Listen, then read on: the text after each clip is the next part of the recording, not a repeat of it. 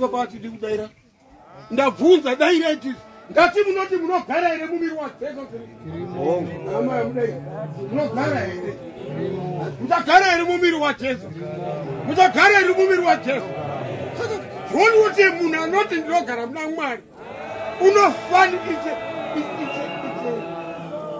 directive. Kumunhu anoti ndinogara muna Jesu Kristu. Soko rinoti iye munhu iyeye unofanirwa kufamba samafambiro akaita Jesu Kristu. Chinde kumba kwenyu muchifunga kuti mafuti Kristu anofamba nawo ndomafambiro akaita Jesu rewa. Goendisi ufambe sezvakafamba Jesu Kristu kuti muone security yaJesu, kuti muone security inopana Jesu. Ende unofamba sezvakafamba Jesu.